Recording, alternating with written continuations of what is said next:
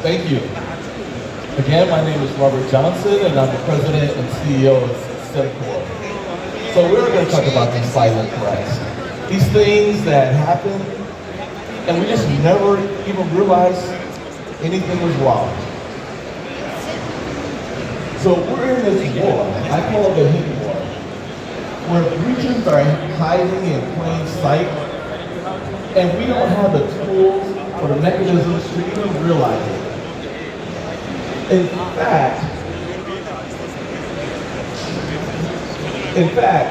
according to the IBM Cost of Data Breach report, it's 181 days before you even realize you've been breached. How is that even possible? And then it's another 60 days that it takes to actually remediate it. In total, we're looking at 262 days. Let's look at it a different way. If you're hacked on January 1st, what this means is you don't even realize anything's happened until June 30th. That's ridiculous. It's 2025. That's with all the best of breed tools in place. EDRs, XDRs, NDRs, whatever DRs. Here's a problem. All right, here's another reason I'm concerned we're losing this war. That 241 days, that's our 9-year low, according to IBM. This is the best we've done in 9 years. This is what we have to be proud about. Pretty low bar that we've set.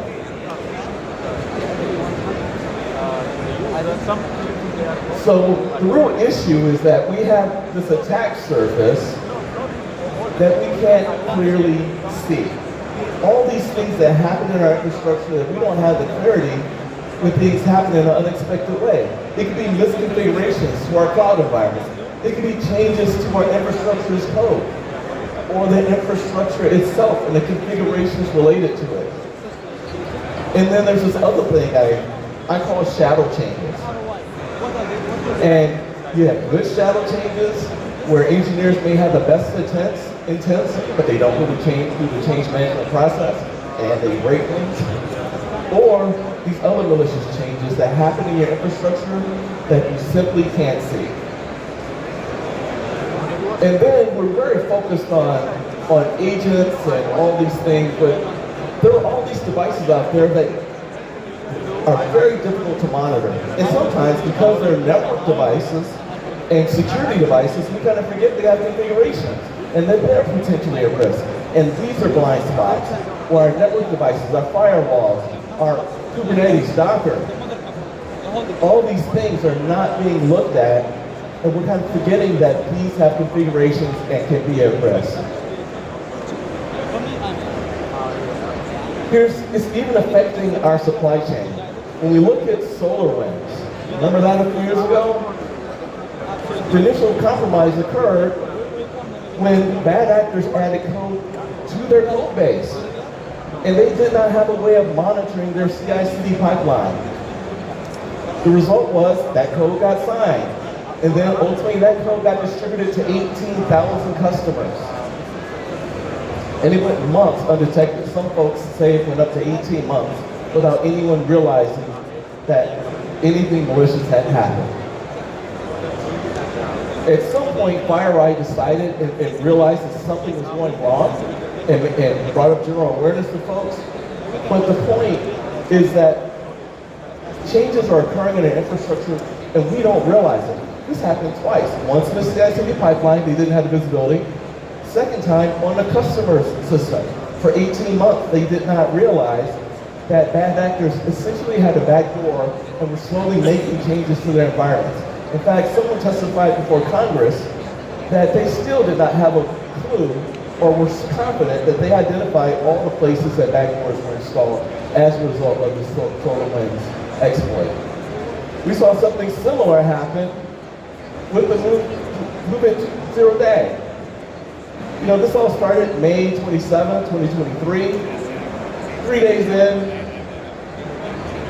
hackers had realized that this is a great opportunity. They're scanning en masse. And 2 weeks in, private information was being exfiltrated for information. and key information was being modified and changed, and no one even realized it. The net impact is 2,000 organizations had changes happening right underneath their noses, and no one knew about it, and nothing detected it. What about our network devices? Well, have you heard of Boat Typhoon? It literally rocked the telecom industry. We have these devices. For the Boat Typhoon, the bad actors were literally living off the land. They didn't install anything new. They were using the tools that were right there in our network devices and using it against those devices. For instance, modifying configurations in their network devices. Slightly changing settings in those network devices. Nothing new was installed. This would have slipped through your NDRs and most of the attacks that you had. And this is why even our telecom providers that have, once again, have a tremendous amount of resources didn't detect this for at least 8 months. Simple not, in this case, Cisco routers were vulnerable. Again, this slipped most defenses because they were actually updating the firmware of the Cisco devices. You log in, you think nothing has changed. The only way to detect that this would occur is to actually double check the hash of the firmware of the device itself and other slight parameters in the configuration. But when's the last time you looked at the configuration of your Cisco device and compared it against what it should be? I bet you're not even doing that at all. That's the problem. So what's going on here? Why are all of these significant events happening when we have our EDRs, our XDRs, all these things in place? Well, when we think about it, those routers and firewalls, of course, EDRs and XDRs don't see those at all, do they? Well, but I have a SIM, and my network device is talking to my SIM. Wouldn't it know? Well, no. For instance, for Boat Typhoon, one of the things that they did silently was disable reporting of events from the network devices to via syslog. So your SIM never saw a thing. They just disabled the configuration setting for it.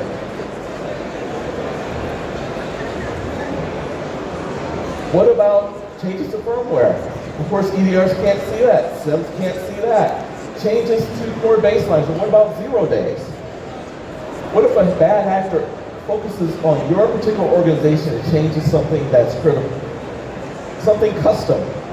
Well, anytime there's a custom attack, that typically, once again, slips by your EDRs, slips by your XDRs, and unless it was somehow logged, it's not going to hit your SIM. We don't have to think very hard to find these ways that you don't have a clue what's going on. What if a new user's added to Active Directory? What would you know? What if all of a sudden this guy's administrator on your network? What would you know? Okay, listen, you have an XDR in your system. Imagine someone goes 2 levels down in the most important system that you have. 2 directories down. Modify some key settings. But nothing that's blatant, nothing you can't obviously see. Seriously, with all the tools you have, when would you know? This is a problem. The only way to deal with this is to start resorting to integrity monitoring tools. This is the only category that gives you the insight into exactly what's happening. Because the way this works, it establishes an authoritative baseline of where your system should work and what they should look like. Exactly what the configurations for your network devices should be. And from there, when there's a deviation from this authoritative baseline, that's when you know that something has changed. In 2025, when attacks are more sophisticated, in 2025, when you can use AI and create new exploits today, he can make a 0 day, you can make a 0 day. I feel like Oprah, anybody can make a 0 day today. But this is why you need something like integrity monitoring so that you can handle these new emerging threats with 100% confidence. Now, I've used the word integrity a few times. What does that mean? Well, Mistis defined it in a few different ways. In fact, NIST, the National Institute of Standards and Technology in the US, has defined it very clearly in this one domain called SI, System Integrity. One section in particular, SI 7, talks about monitoring the integrity of software, of firmware, the integrity of information, integrity of configurations. For CM, change control. CM6, configuration settings. They've done a great job of identifying and defining what integrity means and what we need to do. Of course, the tough part is actually doing something about it. So our mission at Cimcor is to advance a product called Cimtrack. And Cimtrack does just that. All of those exploits I talked about before, it can help with, because we leverage file integrity monitoring, change attribution, understanding who made the change, not just something changed, configuration integrity, handling things that can't, monitoring things that can't accept agents, and even doing unique things like automatically remediating things. It's been changed, fine. What should it be? Finding ways to remediate it and change it right back, and layering on compliance reporting. In our minds, what the ideal scenario should be is if you had an established baseline and then some event occurred, it should be detected right away in real time. And at that point, alert everyone, send data to your SIM or email you or whatever you desire, and then automatically fix it and remediate it, and then the threat is contained. In this slide, we have this process taking 4 seconds. In reality, in Cimtrack, this happens in less than a second. So let me give you an example.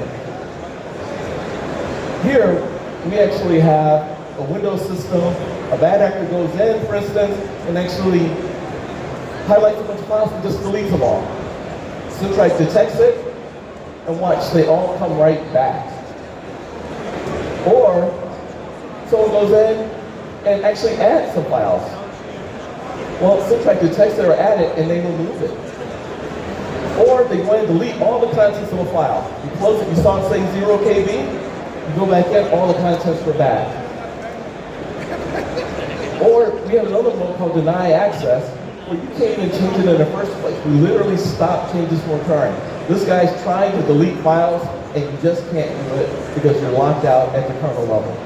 And all of those actions are tracked where you can see every add, what file was intentionally modified, who tried to make the change, what tried to make the change, whether they tried to use Explorer or did you use Notepad, some other tool. All of that's listed there. The who, the what, the when, the where, and what they used, and what they attempted. And most importantly, it also has that auto-correction column that you don't see in tools somewhere. Think about it. That's extremely unique to our value proposition.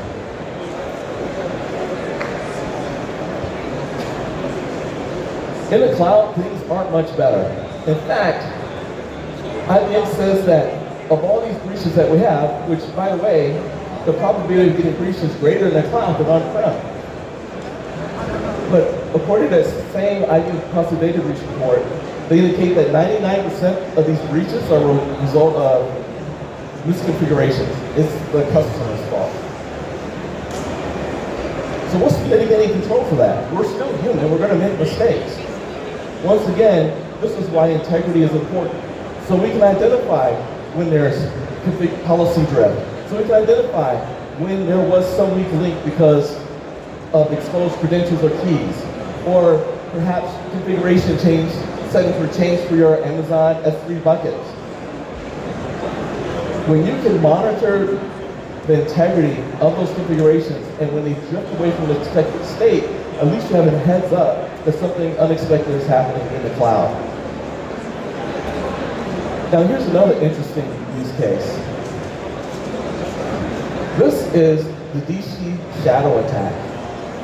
Now, a lot of times when you talk to folks about their Active Directory and they say, well, you know, I have all these Active Directory events that go into Windows, go into my SIM. I see things. Well, this DC shadow attack is interesting because it leverages the Active Directory replication APIs basically stands up a second Active Directory controller and makes it seem like it's replicating back and forth.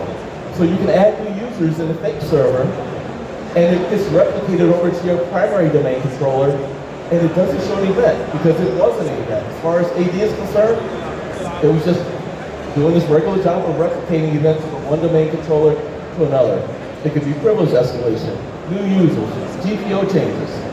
All of that would occur without the standard AD Windows event log messages that you would expect. How do you even detect that? Once again, you have to leverage integrity monitoring, configuration monitoring, where you can say this is the set of users and privileges in our Active Directory, and we saw unexpected deviations from that state.